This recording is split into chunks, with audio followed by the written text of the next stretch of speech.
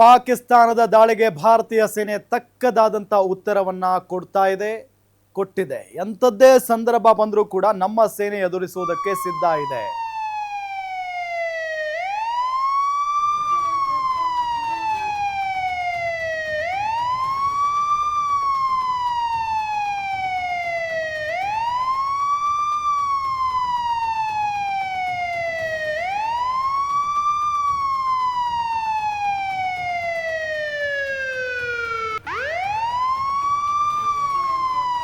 ದಾಳಿ ನಡೆದಾಗ ರಕ್ಷಣೆ ಪಡೆಯಲು ಹೊಸ ಬಂಕರ್ಗಳ ಅವಶ್ಯಕತೆ ಇದೆ. ಮುಂಬರುವ ದಿನಗಳಲ್ಲಿ ಹೊಸ ಬಂಕರ್ಗಳ ನಿರ್ಮಾಣ ಮಾಡುತ್ತೇವೆ.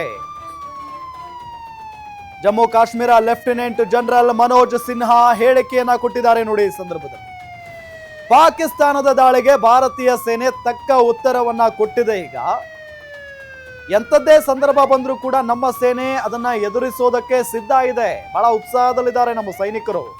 ಗಡಿ ಭಾಗದ ಜನರಿಗೆ ತೊಂದರೆಯಾಗಿದೆ.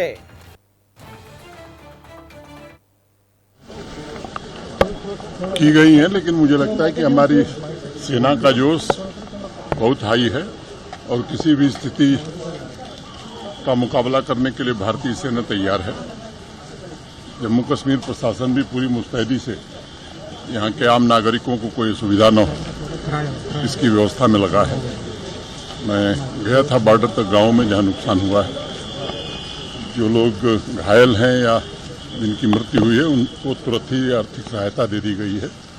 जो नुकसान हुआ उसका असेसमेंट किया जा रहा है, उन्हें भी सहायता दी जाएगी। तो एक बात ध्यान में आई कि नए बंकर्स की जरूरत है, आने वाले दिनों में उसे भी बनाया जाएगा। जो लोग घायल थे मोटे तौर पर उनका इलाज बहुत अच्छे ढंग से यहाँ हुआ है और मैं देख करके आया हूँ। सभी लोग स्टेबल हैं और मुझे लगता है जल्द निकल जाएंगे। कोशिशें की गई हैं, लेकिन मुझे लगता है कि हमारी सेना का जोश बहुत हाई है और किसी भी स्थिति का मुकाबला करने के लिए भारतीय सेना तैयार है। जम्मू कश्मीर प्रशासन भी पूरी ಗಮನಿಸ್ತಾ ಇದ್ದೀವಿ. ಮನೋಜ್ ಸಿನ್ಹಾ ಲೆಫ್ಟಿನೆಂಟ್ ಜನರಲ್ ಇವತ್ತು ಹೋಗಿ ನಮ್ಮ ಸೈನಿಕರನ್ನ ಭೇಟಿ ಮಾಡಿದ್ರು. ಭೇಟಿ ಮಾಡಿದಂಥ ಸಂದರ್ಭದಲ್ಲಿ ಅವರಿಗೆ ಒಂದಿಷ್ಟು ಮನೋಸ್ಥೈರ್ಯವನ್ನು ತುಂಬುವಂಥ ಕೆಲಸವನ್ನು ಮಾಡ್ತಾರೆ. ಅದಾದ ನಂತರ ಹೆಂಗಿದೆ ನಿಮ್ಮ ಜೋಶ್ ಅಂತ ಹೇಳಿ ಅಲ್ಲಿನ ಸೈನಿಕರನ್ನ ಕೇಳ್ತಾರೆ. ಆಗ ಸಖತ್ತಾಗಿದೆ ಜೋಶ್, ಪಾಕಿಸ್ತಾನವನ್ನು ಹೊಡೆದು ಹಾಕ್ತೀವಿ ಅನ್ನೋ ನಿಟ್ಟಿನಲ್ಲಿ ಜೋರಾಗಿ ಹೇಳ್ತಾರೆ ನಮ್ಮ ಸೈನಿಕರು.